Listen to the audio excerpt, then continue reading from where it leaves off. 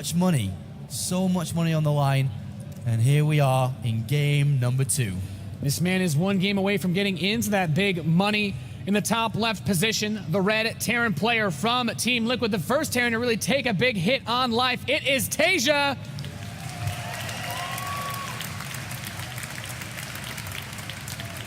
He had no TVZ so far in this tournament, but he is bringing it out now for sure against this gentleman in the northeast.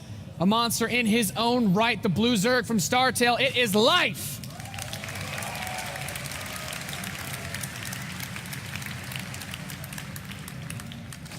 All right, that's the first time really that Life's looking almost human, I think you could describe so far. All the games that we've seen him on the mainstream, he's just dominated. He pushed the Innovation away to move into this winner bracket final. Just Innovation came to the stage, and 15 minutes later he was off the stage packing his keyboard and mouse waiting to play again tomorrow.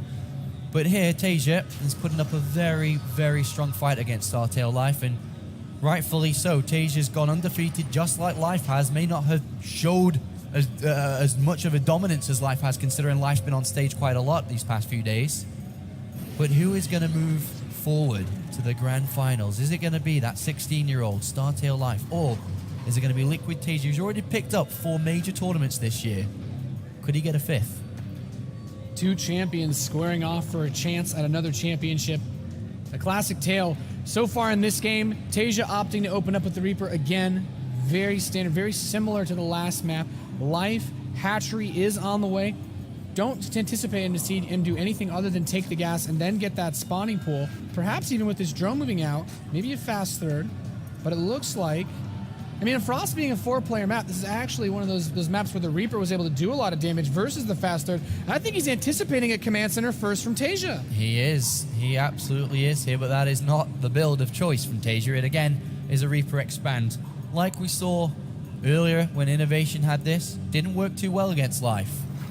When Innovation did it versus Jaedong, it did. So let's find out now how this is going to work when TaeJa controls that Reaper. But I think most importantly, how does Life control his drones? I think the difference between Jaedong and Life, when we compare Innovation in the mix, is that Life's drone control was remarkable. He only lost 3. So let's just remember that number 3, and let's compare to how much damage this Reaper can get. Is it less, is it more? Well, here the Reaper comes, moving across. Life's first Overlord went to the southeast, so he's just now going to be aware of what is headed towards him. The SCV now leaving the base. The Reaper's on the way behind this. He's actually going for just a second Reaper, actually. I think he's kind of realized what the opportunity is in front of him. It looked like he had a very quick reactor building prior. But now the Reaper heads into the main base. What can he do? Spawning pool about 10 seconds away from completing, and he's already going to work on these drones. One very low, trying to get us around, pinching him by the extractor, but still nothing just yet. Oof. Just gets onto that extractor in the last second there. But we haven't really seen too many kills yet, have we? No, Reaper still no kills to its name. The drones, I mean, he can only dance around so much, tries to get the hug of death, but not able to, and in turn loses that next drone. Of course, I mean, at this point, you might actually be forced to finish the extractor or the sport crawler. One more drone trying to shove him back. We will get another kill, and it looks like he might just end up with the same Innovation got 3 kills as these Zerglings start to come out on the field. Yeah, 3 kills. Second Reaper is here, but the Queens are about to pop out, and that's where Life's going to feel most comfortable. Oh, he gets, no, he doesn't get another one. Great pullback there from Life, and these Reapers are going to go home with 3 kills as the Zerglings are out, the Queens are about to pop, and that was pretty good from Life. And behind this, TaeJa's going for a 3rd command center. He's playing this very economically, not rushing for the Banshees as we saw in the previous map, and I can't blame him. He managed to pick off, 3 drones, nothing catastrophic, but it's not like the fact that he went for the 3 hatching before spawning pool changes the way that TaeJa plays this game out. It's just a little bit of a plus for the greedy play that Life made of his own. Reaper's still just looking around. Any loose drones they'd love to get their hands on, or should I say the guns on. Any creep tumors as well, anything really. But from this point out, we're all about to have Zergling speed complete. With Zergling speed completing and a couple more being made, 14 being made, that's 60. Oh gosh, he's actually building quite a few here. And it looks like Life may be looking to get him to the other side of the map rather fast. Yeah. And is he going to be able to do damage? There's a wall-off started to be created, but there's already Hellions out. 24 Zerglings in production. The wall is starting to be made. It's not there yet. It's not ready. If he somehow surprises these Hellions, whether he goes for a run by and doesn't even show the Hellions that they're there, This is a big play by Life. Is it going to pay off? He's invested a lot of money into these lings. Yeah, and he sends them around the top side so that TaeJa's not quite as aware. There's still a wall-off not done yet. He only has 2 supply depots. If these Zerglings can come in from the side, surround these Hellions and grab all of them, he might just be able to end the game. There's not even a wall-off between the natural and the main base. 16 more Zerglings on the production tab. This is going to come purely down to how quickly TaeJa can react and control his Hellions versus this assault. There's no Baneling Nest either. He's just going pure Ling. I mean, where are the Hellions going to be is a big question here. Are they going to be out in the open? Does a surround happen? Does he move out and not see them coming from behind? I mean, with this many Hellions, all he really needs to do is get this next supply depot up. The Hellions are moving out. Through, it all comes down to positioning. That Zerglings get us surrounded, and at least 1, 2 of the Hellions getting picked off. SCVs immediately being brought forth either to repair or tank some damage as Life just pours through with these Zerglings, but the SCVs hold position. Very smart play. TaeJa holds on. This is a massive hold for TaeJa. This is huge.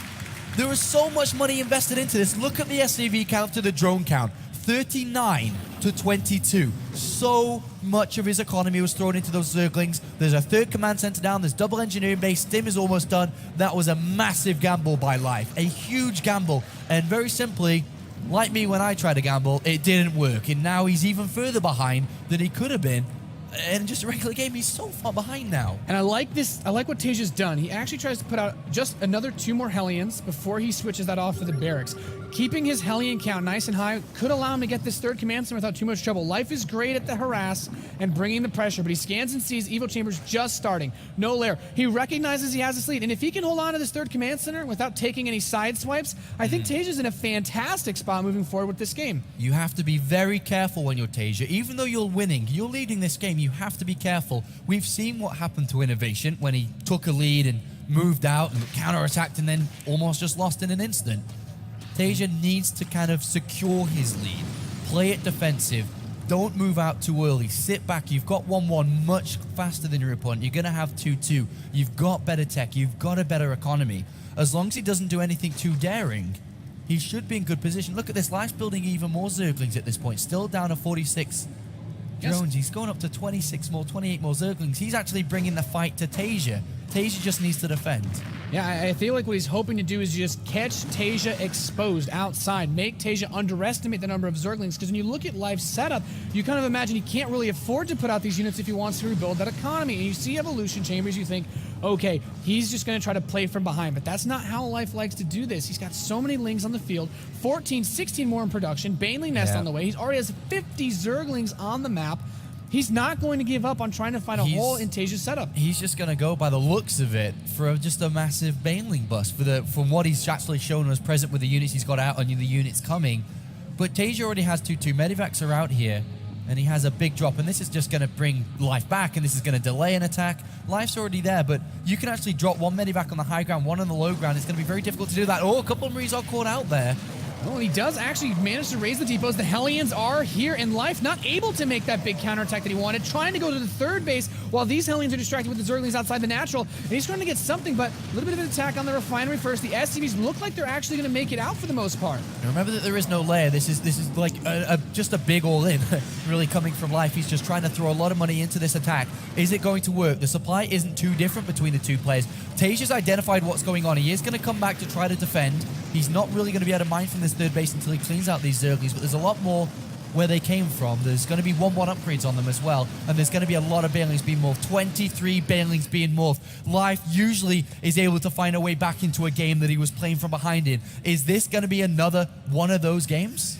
I mean, with no more Hellions on the map, it all comes down to TaeJa's positioning and control on these Marines. The Banelings are making to where he wants to crash the wall, break open his defenses, and allow him to get to that production. He's even trying to avoid these Marines that are giving chase, gets in on the supply depots, hits the bunker with the Banelings. Life is trying to make this work. More Zerglings being produced, streaming across the field now. TaeJa actually getting a pretty decent trade. The Banelings getting these SCVs, manages to save a few of them, and TaeJa still, the huge supply lead is not dead yet. He's not dead yet, but he's got to the 3rd base. He's killed quite a few SCVs, 39 to 45, but the economy is still in favor of TaeJa with mules. The army supply in favor of TaeJa as well. A couple of Lings do break into the main base, but a big pickup by TaeJa. He says, I've got enough to deal with this. He's going to drop a couple of units, and then he's going to make a beeline straight towards the main base, I'd imagine.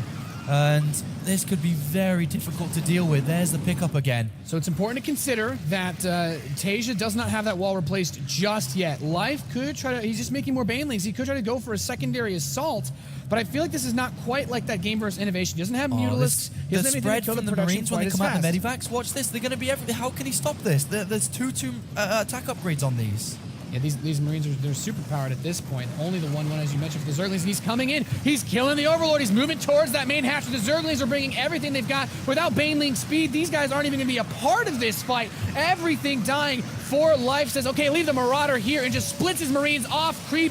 Life seems to have met his match here at this tournament. He's being completely shut down. No more Banelings, just pure Lings being streamed through. But with the 2-2 upgrades, not even the drones will be able to stop this. GG, TaeJa.